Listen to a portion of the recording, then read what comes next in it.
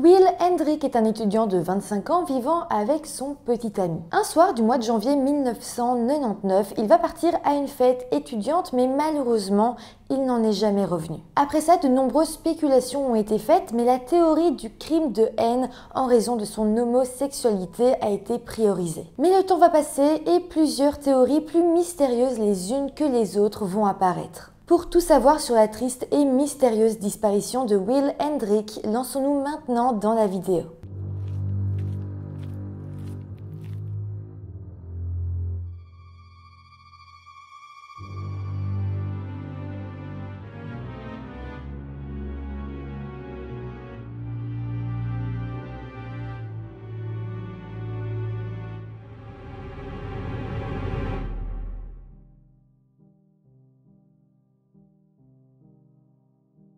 Hello tout le monde, j'espère que vous allez bien. Je vous retrouve aujourd'hui avec une histoire que j'ai vue à très peu d'endroits. J'ai l'impression qu'elle n'a pas été, ou en tout cas qu'elle n'est plus vraiment médiatisée aujourd'hui, alors que vraiment c'est une histoire folle. On a beaucoup d'éléments, on a plusieurs suspects potentiels. Vraiment, c'est une histoire qui est assez dingue et ça me paraissait important de vous la raconter aujourd'hui. Avant de commencer la vidéo, comme d'habitude, je vous rappelle de vous abonner à la chaîne si ce n'est pas encore fait. Et voilà, maintenant que tout ça est dit, lançons-nous dans cette mystérieuse histoire. William Hendrick, que ses proches appelaient Will, est né le 24 décembre 1973 aux États-Unis. Malheureusement, j'ai pas vraiment d'informations sur son enfance et son adolescence, mais en tout cas, en 1999, il était un jeune adulte étudiant en dernière année à l'université de l'État de l'Idaho, qui se situait dans la ville de Moscow. À cette époque, Will avait 25 ans et ça faisait qu'il était un peu plus âgé que la moyenne d'âge des étudiants de sa classe. Mais quoi qu'il en soit, il adorait ses études, qui était un véritable rêve pour lui. En fait, Will étudiait dans un programme d'art dramatique et d'après ses professeurs, il était d'ailleurs un acteur très doué et talentueux. En plus de ça, Will était vraiment décrit comme une personne appréciée par tout le monde. Il était aussi très beau, avec un regard très chaleureux et un sourire éclatant. Il avait de grands rêves, il voulait vraiment devenir acteur, mais avait aussi envie de voyager à travers le pays pour découvrir de nouveaux endroits. Par contre, j'ai aussi pu lire que Will avait un côté de sa personnalité un petit peu plus sombre et il avait tendance à vite monter le ton avec les gens, à se disputer ou même à se bagarrer. Mis à part ça, au niveau personnel, Will était en couple depuis déjà 5 ans avec un homme qui s'appelle Jerry Schultz. Le couple avait vraiment l'air très heureux, mais encore une fois, certaines sources avaient rapporté qu'ils avaient tendance à régulièrement se disputer. Mais bon, en règle générale, les deux étaient tout de même bien dans leur couple et entretenaient une relation sérieuse et engagée. Mais plongeons-nous à présent dans le mois de janvier 1999.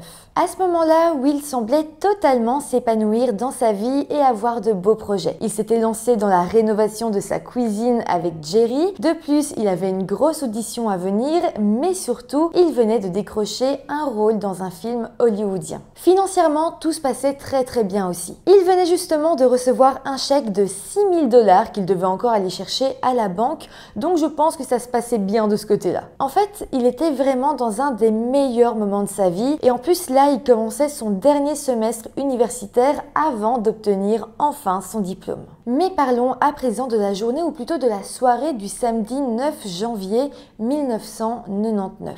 Ce jour-là était d'ailleurs la veille de la grosse audition que Will devait passer et qu'il attendait avec vraiment beaucoup d'impatience. Donc ce samedi-là, au soir, Will avait décidé de se rendre à la fête qu'organisait son amie Katy Payne, qui était elle aussi dans sa classe de théâtre. Will avait demandé à Jerry, donc son petit copain, s'il voulait venir avec lui, mais Jerry était assez fatigué et il lui avait dit d'y aller seul. C'était pas grave, Will s'est dit qu'il allait quand même passer une bonne soirée, donc vers minuit à peu près, il a quitté son appartement. C'était assez tard en soi, mais donc après ça, il a marché jusqu'à l'appartement de son amie Katy. Une fois qu'il va arriver sur place, Will va se rendre compte qu'il n'y avait pas qu'une seule fête, mais plusieurs dans tout le bâtiment. Je m'explique, Katy habitait dans un immeuble où il y avait donc plusieurs appartements, et ce soir-là, eh bien, plusieurs personnes de l'immeuble avaient décidé d'organiser une fête chez eux, et ça faisait qu'en fait, tout le monde allait un peu d'une fête à l'autre parce que tout le monde se connaissait vaguement. Mais bon, pour en revenir à Will, lui, il a été à la fête de son amie Katy, il va arriver sur place et directement il va reconnaître une amie à lui qui s'appelle Karen. Il va alors commencer à parler un petit peu avec elle et il va très vite se rendre compte que Karen n'avait pas vraiment l'air d'aller bien. En fait, elle va lui expliquer qu'elle rencontrait d'assez gros problèmes dans son couple et que du coup elle se sentait assez mal parce qu'elle savait pas si son couple allait tenir ou non. D'ailleurs, information importante, mais le petit ami de Karen se trouvait lui aussi dans le bâtiment, mais il n'était pas à la fête de Cathy, il était en fait à une fête au-dessus, au 3e étage. C'était en fait un appartement où 3 mecs d'une vingtaine d'années vivaient et ils connaissaient assez bien le petit ami de Karen. En tout cas, Will a donc passé un grand moment de sa soirée à essayer de rassurer Karen. D'ailleurs, en fait, il a passé une grande partie de la nuit avec elle. Par contre, plus les heures passaient et plus Will buvait et donc plus il était ivre. Karen va elle aussi se rendre compte que Will était ivre et donc elle va lui dire que c'était pas une bonne idée qu'il rentre chez lui comme ça, il était venu en voiture. Donc elle va lui dire que le mieux pour lui ce serait de dormir à l'appartement de Cathy et Will a eu l'air de dire que c'était une bonne idée. C'est donc pour ça que Will a passé absolument toute la nuit à la fête. Mais bon, au lieu d'aller dormir, il va juste boire encore un peu plus jusqu'au moment où Will a été voir Karen et lui a parlé de son projet d'aller à la fête du 3e étage afin d'affronter son petit ami qui lui avait donc fait du mal. Vous vous rappelez, je vous avais quand même dit que Will était très gentil, qu'il était très bien, mais qu'il avait un côté un peu bagarreur, qui cherchait un peu les embrouilles.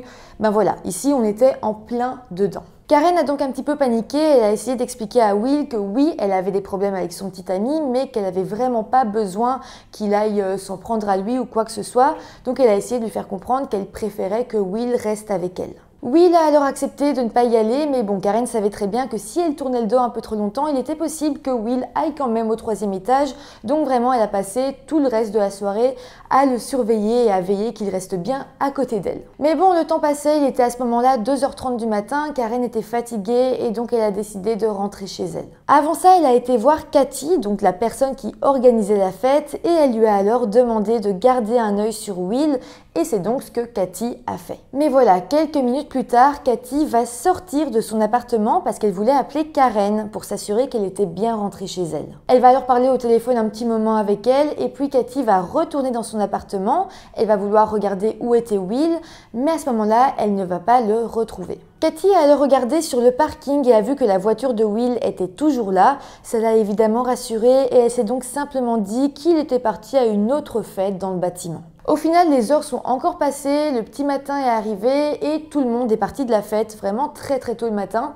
Et Cathy, elle, elle a été dormir tout simplement. En fin de matinée, lorsque Cathy s'est enfin réveillée, elle s'est rendue compte que la voiture de Will n'était plus sur le parking. Elle ne s'est alors pas du tout inquiétée, tout semblait être ok, sauf que à 11h du matin, donc quelques minutes plus tard, eh bien Cathy va recevoir un appel sur son téléphone. C'était donc Jerry, le petit ami de Will, et il l'appelait pour lui dire que Will n'était toujours pas rentré à la maison. En fait, Jerry pensait sincèrement que Will avait trop bu la veille et qu'il avait décidé de dormir au domicile de Cathy. Le problème, c'est que Cathy, elle, en se réveillant et en voyant que la voiture de Will n'était pas là, s'était dit qu'il était rentré chez lui. Sauf que là, en étant au téléphone avec Jerry, ils vont tous les deux se rendre compte que Will n'était ni chez l'un ni chez l'autre et ils vont très vite commencer à s'inquiéter. Chacun de leur côté, ils vont commencer à rechercher Will, ils vont appeler plusieurs personnes, des personnes qui étaient à la fête, des personnes chez qui il aurait pu potentiellement aller, mais personne ne semblait l'avoir vu. Au final, quand tout le monde s'est rendu compte que personne ne savait où était Will, ses parents ont enfin été appelés. Bon, évidemment, ses parents étaient inquiets, mais d'un autre côté, ils ont relativisé. Will avait tout de même 25 ans, il était étudiant, il avait sa propre vie, donc ils ont dit à ses amis de lui laisser un petit peu de temps et qu'il allait sans doute réapparaître. Mais bon, au final, le lundi matin, Will n'avait toujours pas réapparu et ça faisait maintenant plus de 36 heures que personne ne l'avait vu nulle part. À partir de là, sa famille, ses amis, Jerry, son petit ami, ont décidé de tous se réunir et de faire une grande battue en ville à sa recherche ou même à la recherche de sa voiture. Finalement, au bout d'un moment, sa voiture sera retrouvée garée dans un parking près d'un grand carrefour de la ville. Jerry, donc son petit ami, s'était alors approché et c'est là qu'il avait découvert que la portière était déverrouillée. De plus, et clairement ça laissait présager le pire, à l'intérieur de la voiture, Jerry va retrouver le portefeuille de Will mais aussi les clés de son travail. Aussi, ils vont remarquer que les deux vitres à l'avant étaient légèrement ouvertes de quelques centimètres et aussi le siège du conducteur était repoussé complètement vers l'arrière. Donc comme je vous l'ai dit, la situation devenait de plus en plus inquiétante et certains des amis de Will vont commencer à se dire que peut-être il avait décidé de disparaître et de partir seul, peut-être pour parcourir le pays. C'était quelque chose dont il parlait assez souvent, mais bon, pour Jerry, donc son petit ami, c'était totalement impossible. Effectivement, Will avait très envie de voyager, il parlait beaucoup de ce projet, mais d'un autre côté, il y avait plein de superbes choses qui l'attendaient dans les jours à venir. Comme je vous l'ai dit juste avant, il allait être diplômé, il avait un rôle à Hollywood, une audition qui lui tenait vraiment à cœur, un gros chèque à récupérer, donc clairement, le fait qu'il aurait voulu partir de lui-même, disparaître volontairement, n'avait strictement aucun sens. Au final, la police a été appelée, ils ont fouillé eux-mêmes la voiture de Will et ensuite ils ont simplement rendu son véhicule à sa famille et lorsqu'ils l'ont récupéré, les proches de Will se sont rendus compte qu'il y avait de la boue séchée sur les pneus de la voiture. C'est quand même une découverte qui leur ont fait se poser pas mal de questions parce que Will ne conduisait jamais dans des chemins sinueux ou dans de la terre tout simplement. En fait, avec ça, les proches de Will ont commencé à se demander si quelqu'un n'avait pas conduit la voiture de Will pour se rendre dans un champ ou même dans des bois, peut-être dans l'optique de se débarrasser de son corps. Dès qu'ils ont eu cette réflexion, ils en ont parlé à la police, mais malheureusement, les enquêteurs n'avaient pas l'air de prendre cette affaire très au sérieux. En fait, selon la police, Will allait sans doute revenir, il ne fallait pas vraiment s'inquiéter. Et oui, il avait disparu, mais bon, les enquêteurs n'y voyaient rien de vraiment criminel. Mais bon, comme je vous l'ai dit, les proches de Will, de leur côté, avaient déjà leur propre théorie et ils étaient convaincus qu'ils étaient face à un homicide. Ses parents ont d'ailleurs commencé à se demander si Will n'avait pas été victime d'un crime de haine en raison de son homosexualité. Il faut par contre savoir que Moscow, donc la ville dans laquelle Will vivait, était assez réputée pour son ouverture d'esprit. Mais bon, il restait encore pas mal de personnes homophobes dans la ville et donc les proches de Will avaient peur qu'il ait été victime de l'un d'entre eux. Aussi, si cette hypothèse a été la première de la famille, c'est parce que Jerry, le petit ami de Will, avait récemment vécu un événement traumatisant. C'était en fait arrivé à peine quelques mois avant que Will disparaisse. En fait, à ce moment-là, Jerry travaillait dans un service de navette, c'est-à-dire qu'il conduisait pas des véhicules, lui, mais il disait au chauffeur, vous devez aller faire une course là-bas ou là-bas. En gros, c'était un travail de bureau. Et donc, Jerry va expliquer qu'un beau jour, il avait eu une grosse dispute avec l'un des chauffeurs, et ce chauffeur, on ne connaît pas son nom, mais pour faciliter l'histoire, on va l'appeler Dylan. En fait, un jour, Dylan est arrivé dans le bureau de Jerry, il terminait une course et il a demandé, ou même plutôt exigé, la réparation immédiate de sa voiture qui était tombée en panne sur la route. J'ai pas les détails de la dispute, mais en tout cas, le ton était très vite monté et Dylan avait commencé à lancer des insultes homophobes à Jerry. Évidemment, c'était très grave et Jerry n'a pas laissé passer ça et justement, il a viré Dylan.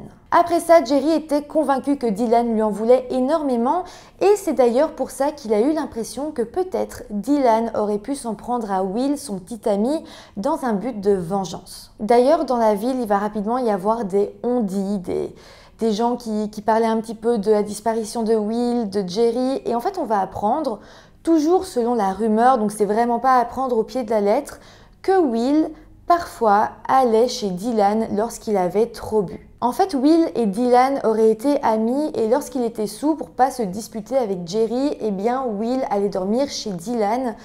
Mais voilà, on n'en sait pas vraiment plus, c'est juste une rumeur, je vous l'ai dit parce que ça reste important de le dire, mais à prendre avec des pincettes. Mais en tout cas, Dylan va très rapidement devenir le suspect principal pour Jerry, mais aussi pour tous les proches de Will. Jerry s'était alors renseigné un peu plus à son propos et s'était rendu compte que Dylan était entre-temps devenu chauffeur de camion pour de longues distances. Aussi, il va apprendre grâce au témoignage des voisins de Dylan que le lendemain de la disparition de Will, eh bien Dylan était monté à bord de son camion et était parti pour vraiment une longue durée. Encore plus étrange, c'est que les voisins en question vont dire avoir vu Dylan en train de charger un très gros congélateur à l'intérieur de son camion. Donc voilà, après avoir fait sa petite enquête, après avoir appris tout ça, Jerry a été voir la police et leur a dit tout ce qu'il y avait de suspect à propos de Dylan. Mais malheureusement, eh bien, cette piste, cette théorie n'a jamais évolué plus que ça. En fait, les enquêteurs ont juste entendu la théorie de Jerry et la famille,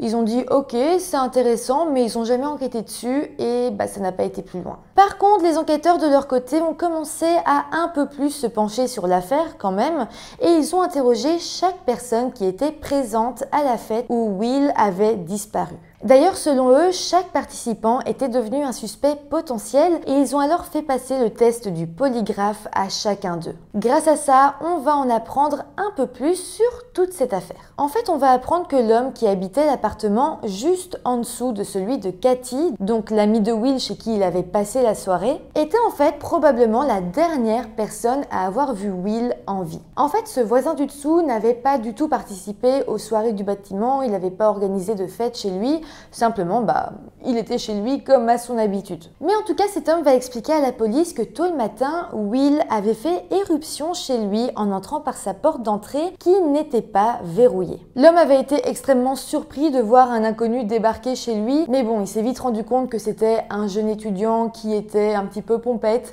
et donc simplement il l'a rassuré, il lui a dit c'est pas grave, mais il l'a invité à partir de son appartement. Mais là, on va donc se rendre compte que ce jeune étudiant un peu ivre était donc Will. Ce serait donc la dernière fois que Will aurait été vu en vie. Par contre, je le précise, cet homme chez qui Will a fait éruption n'a jamais été considéré comme un suspect. Il a même passé le test du polygraphe. Vraiment, c'est pas un suspect potentiel dans l'affaire. Bon, par contre, là, je vais faire un petit parallèle, vous allez voir, mais il faut savoir que 6 mois après la disparition de Will, autre part, une autre enquête va s'ouvrir pour meurtre. C'était en fait au mois de juillet 1999.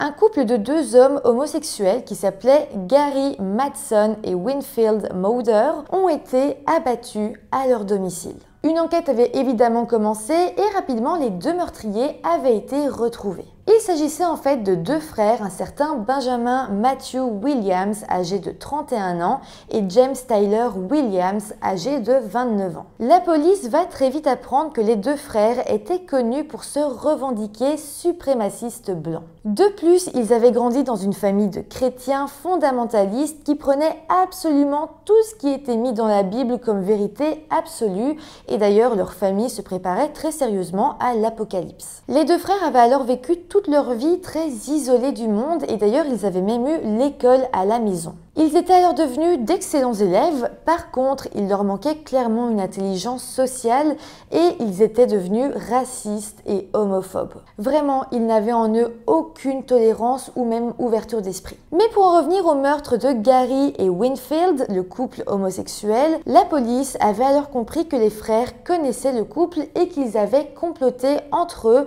pendant plusieurs semaines afin de les assassiner. Finalement, pendant une nuit du mois de juillet, ils étaient rentrés dans leur maison par effraction et les avaient abattus à l'aide d'une arme de calibre 22. Au final, quand les frères Williams se sont fait arrêter, ils ont tous les 2 avoué, mais tout de même à demi-mot. Benjamin Williams a d'ailleurs dit « Je ne suis pas coupable de meurtre, mais plutôt coupable d'avoir obéi aux lois du Créateur ». Donc clairement il disait ça dans le sens où Gary et Winfield devaient mourir car ils étaient homosexuels. Bon, alors pourquoi est-ce que je vous raconte tout ça? Eh bien c'est parce que les enquêteurs vont se rendre compte que l'un des 2 frères, Benjamin Williams, était étudiant sur le campus de l'université de l'Idaho. Ils vont également se rendre compte que 7 mois plus tôt, donc au mois de janvier 1999, un certain William Hendrick, un homme homosexuel, avait mystérieusement disparu sur ce campus. À partir de là, eh bien, les enquêteurs vont se demander si Benjamin Williams ne pouvait pas être la personne responsable de la disparition de Will. Alors qu'il était en prison, Benjamin va alors être interrogé par la police, mais évidemment, il va revendiquer son innocence dans cette affaire. Je tiens quand même à soulever le fait que lorsqu'il a été arrêté pour le meurtre du couple homosexuel, il a directement dit que oui, c'était bien lui et son frère qui les avaient assassinés, comme avec un petit peu de fierté d'avoir obéi aux lois du Créateur, avec d'énormes guillemets évidemment. Mais ici, il a juste dit que non, ça n'avait strictement rien à voir avec lui et je trouve que c'est important à relever. D'ailleurs, les enquêteurs vont même sembler le croire et vont dire qu'ils avaient l'impression que la présence de Benjamin sur le campus était en fait une coïncidence plus qu'un véritable lien. Malheureusement, Benjamin Williams est décédé en prison peu de temps après et donc il a été impossible d'approfondir cette piste. Néanmoins, il reste quand même énormément de personnes qui restent convaincues que Benjamin est bel et bien l'assassin de Will. D'ailleurs, en 2001, la célèbre émission Unsolved Mysteries a fait un épisode sur le cas de la disparition de Will Hendrick et a énormément appuyé cette théorie selon laquelle il aurait été victime de Benjamin Williams. Bon, je tiens à rappeler que jusqu'ici, on était quand même sur une histoire de personnes disparues et la police n'avait jamais considérer réellement ça comme une affaire criminelle. Mais voilà, le 7 septembre 2002, donc 3 ans après la disparition de Will,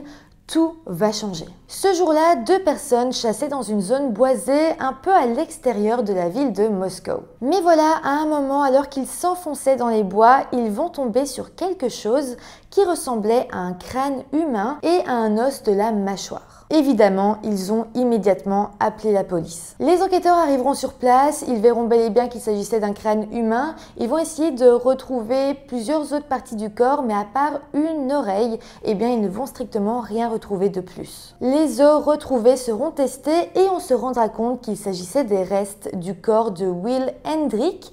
Et c'est là que officiellement sa disparition deviendra une disparition criminelle et que les autorités reconnaîtront enfin qu'il avait été victime d'un meurtre, ce qui a été un grand soulagement pour la famille. Malheureusement, les experts n'avaient qu'un crâne, une oreille, un os de la mâchoire et avec ça, eh bien, ils n'ont pas pu savoir la cause du décès. Au final, aujourd'hui, on a 2 grandes théories. La première est que ce serait donc Dylan qui aurait assassiné ou qui aurait fait du mal à Will. Donc Dylan qui était le chauffeur de camion que Jerry avait viré et qui potentiellement aurait pu s'en prendre à Will dans le but de se venger de Jerry. Et puis d'un autre côté, il y a la deuxième théorie qui est que Benjamin Williams, l'étudiant ayant tué un couple gay avec l'aide de son frère, serait aussi la personne qui aurait tué Will. Donc voilà, ça c'est 2 grandes théories, mais il existe tout de même une 3e théorie. En fait, on va apprendre que la mère de Will était policière. Et de son côté, elle craignait qu'une personne s'en soit pris à son fils dans le but de se venger. Elle se dit en fait que peut-être dans le cadre de son travail, elle avait arrêté quelqu'un qui par la suite aurait eu envie de vengeance en tuant son propre fils. Mais bon, là encore, ça reste qu'une spéculation et malheureusement, ça n'a jamais été vérifié. En fait, l'affaire n'ira jamais plus loin que tout ce que je vous ai dit là. D'ailleurs, en 2002, il va y avoir un nouveau shérif de comté qui va tenter de reprendre cette affaire. Il va donc vouloir consulter les dossiers et il va se rendre compte vraiment que rien n'avait été fait, rien n'avait été investigué. Vraiment, il va être très choqué de voir à quel point ce dossier avait été laissé à l'abandon total. Avec ça, il y a une rumeur qui va se créer comme quoi l'ancien shérif, qui exerçait donc à l'époque où Will avait disparu, aurait pu essayer de cacher quelque chose, aurait pu essayer de protéger quelqu'un. Ça va venir un petit peu plus se confirmer quand on va apprendre que le dossier relatif au cas de Will avait été verrouillé sur l'ordinateur de l'ancien shérif par un mot de passe, ce qui est absolument pas courant. En règle générale, aucun dossier n'est verrouillé par un mot de passe, ça a comme aucun sens. Et là, l'ancien shérif l'avait fait et l'avait fait seulement sur ce dossier en particulier. Je trouve que ça pose quand même pas mal de questions. En tout cas, aujourd'hui, on n'en sait pas vraiment plus sur cette affaire. Je doute qu'un jour, on en sache plus, vu comment tout ça a été traité. Depuis 2002, il n'y a pas vraiment eu de nouveaux reportages ou quoi que ce soit. Vraiment, cette affaire est comme tombée dans l'oubli médiatique et ça me fait vraiment mal au cœur. Parce que clairement, Will mériterait qu'on connaisse ce qui s'est passé. Et surtout, c'est quand même dingue de se dire que son meurtrier est toujours en liberté aujourd'hui. Peut-être qu'il est mort depuis et qu'il n'a jamais été attrapé. Et ça, vraiment, je trouve ça très injuste. En tout cas, n'hésitez pas à me mettre en commentaire tout ce que vous avez pensé de cette histoire. N'hésitez pas non plus à me dire toutes vos théories. Aussi, n'oubliez pas de mettre des petits pouces en l'air si la vidéo vous a intéressé, à vous abonner à la chaîne. Et moi, je vous dis à très bientôt pour une nouvelle vidéo. Bye!